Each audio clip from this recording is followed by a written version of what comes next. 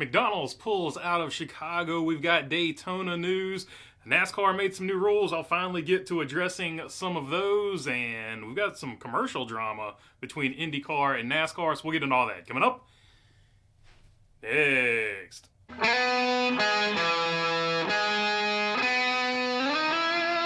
What's going on, everybody? Hope you're doing good today. All right, first things first, McDonald's is no longer going to be a premier partner with the Chicago street race. This from Adam Stern at the Sports Business Journal. McDonald's ends NASCAR's street race founding sponsorship. McDonald's ending its founding sponsorship of the NASCAR Chicago street race after 2 years, dropping a local connection the event had with one of the biggest corporations in the city. NASCAR sought around $2 million annually over the 3 years for founding partner positions, including ad time with NBC Sports. Sports Business Journal previously reported, but the terms that eventually struck with McDonald's were unclear. McDonald's assets included promotional rights, branding in a dedicated section of the 2.2-mile circuit around Grant Park, and signage at other parts of the track, fan entrances, concert stages, and wayfinding placards, and an ad inventory on NBC Motor Racing Network and SiriusXM radio broadcast and NASCAR's digital platforms. SBJ could not establish why McDonald's chose to conclude the relationship, but it remains a major sponsor of 2311 racing in NASCAR. So very interesting that about a $2 million partner that was supporting the Chicago street race is going to be missing out next season. Hopefully NASCAR can replace that $2 million with some other sponsors. They do have some other sponsors already sort of tied in there, but I don't know if they have replaced McDonald's yet. But it begs the question as to why McDonald's left, and there are a few theories out there with a lot of stuff going on around McDonald's, so let's get into that. First one being there's some scandals surrounding McDonald's that is sort of hurting their bottom line, so let's address that first. This from Elizabeth. Chuck, McDonald's own reports indicate that the company's price increases may be outstripping inflation. Read the letter, which was shared first with NBC News. Operating expenses at McDonald's increased by 16.5% from 2020 to 2023, while its net profit margins increased from about 26% to 32% in the same period, according to the letter. As a result, McDonald's net annual income rose by over 79% to nearly $8.5 billion from 2020 to 2023. So there you go. During everything that was happening around 2019-2020, McDonald's decided that they would use that as an opportunity to jack up the prices. And during that period of time, 2020, they posted some of their best profits in a long, long time. But once people found out what they were doing, once people found out that they were doing the price gouging and things like that, it didn't go over so well, because after that, they posted their first loss in a long period of time. This from Savata Mishra. Hopefully I said that right. McDonald's posts rare profit miss as customers turn picky. April 30th, McDonald's missed its quarterly profit estimates for the first time in 2 years as budget-conscious consumers look past its offers and the Middle East conflict weighed on the burger chain's international sales. Global comparable sales growth slid for the fourth straight quarter to 1.9%, with the company saying consumers turn more discriminating with every dollar they spend. Analysts had estimated a 2.35% rise, according to LSEG data. So there you go. With the rising prices and inflation and people having to stretch their dollar thinner than they've ever had to stretch it, McDonald's became a non-option or was flat out boycotted for several different reasons, including some people knowing that they were price gouging. So they might not have, the money to be spending like they normally spend. That being said, they are still going to sponsor 2311. This from Rory Robertson. Initially established in 2023, the partnership was reportedly valued at $2 million annually. Despite the split, McDonald's continues its long-standing sponsorship of 2311 Racing, supporting drivers Bubba Wallace and Tyler Reddick. So there you have it, Bubba Wallace, Tyler Reddick fans. Rest assured, you will still see the golden arches on the 23 and the 45 car over there, so it won't affect that.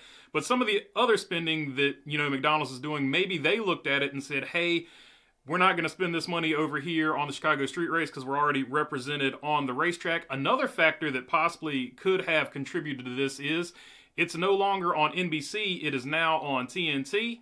So McDonald's might have done that math and said, hey, it's no longer on, regular network TV, so we can't see it. So now now that it's on TNT, it's not going to have as many eyeballs. It's not going to be worth the amount of money we spent on it. All kinds of theories out there. It could be anything, but I thought it was interesting, so I went down this. This was really going to be a short story, but I went down the rabbit hole, so yeah, sorry about that.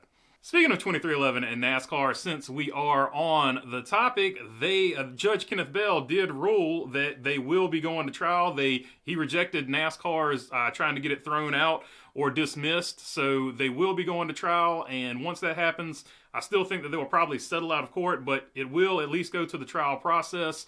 So we'll see what happens from here. I think once it goes to like the process of going to trial, I think once discovery starts happening, I think it's going to get sort of handled a lot quicker, and it probably will be handled out of court. But that's just my opinion on it. On to some slightly more positive news. The Daytona 500 is a sellout.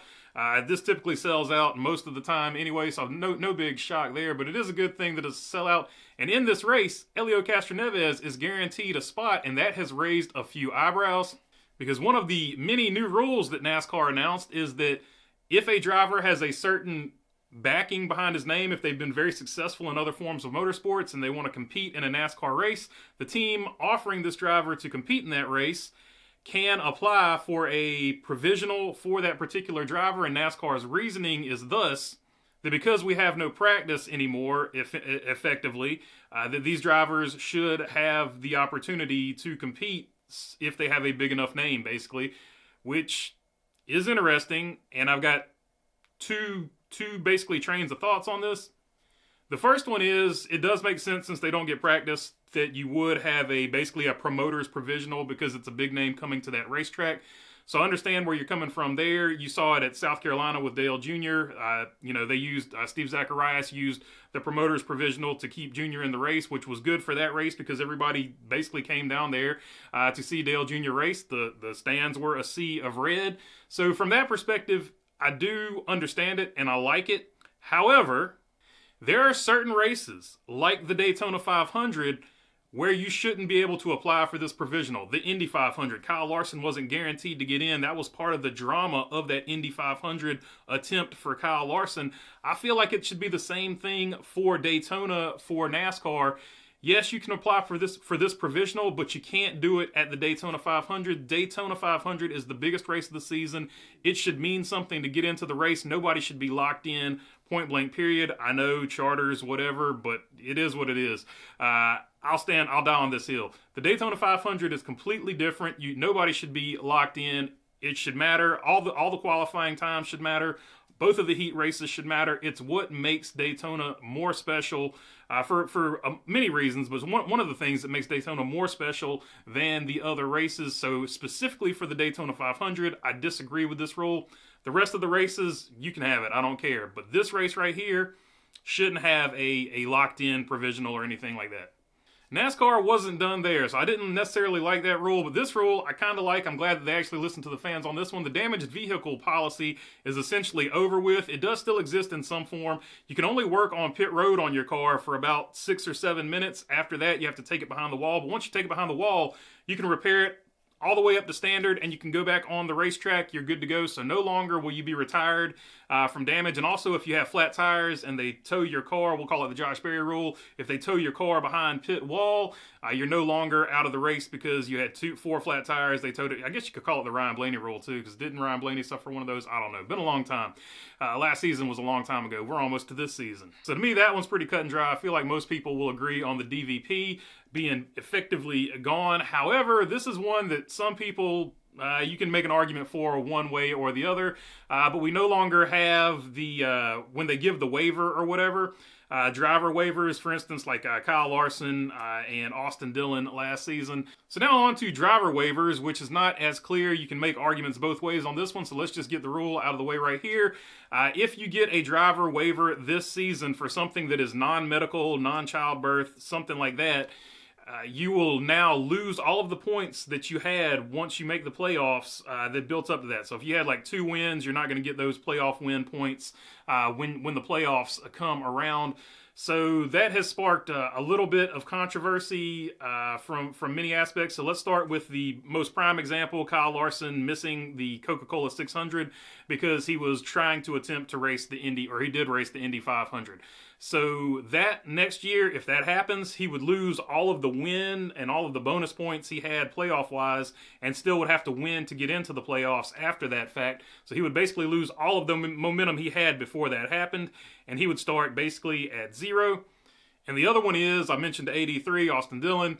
If you hook a car or intentionally wreck somebody or otherwise get suspended by NASCAR for any reason, you have to also go back to 0. So you would effectively what happened to Austin Dillon last season. It just wasn't a rule on the books. They took away the win points, so he would still have to win another race anyway to get into the playoffs. So if you get suspended and you have to get a waiver, or if you miss a race and you have to get a waiver and it's non-medical, you basically start from 0. Which on paper sounds good, pretty cut and dry as far as missing a race, right? However, right hooking somebody or wrecking somebody on purpose, that is still up to NASCAR's judgments and NASCAR's discretion. So it's going to be really interesting every time somebody gets wrecked. You're going to see a bunch of people jump on there. If their driver got wrecked by somebody, that guy should get suspended for a race, and when he gets the waiver, he should go back to 0. That's going to be the argument that it sets up. And this, of course, is all set up because what this obviously tells us is that win and you're in is still a thing in the NASCAR points format. And finally, IndyCar released a really, really great commercial. Fox, I guess I should say. Fox released a really, really great commercial for IndyCar. Really well done. Tom Brady was in it. Just a really well put together commercial.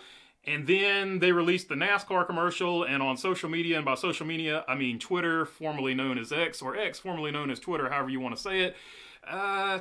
There was mixed reviews to it, and apparently people felt like IndyCar was getting more attention than NASCAR was getting.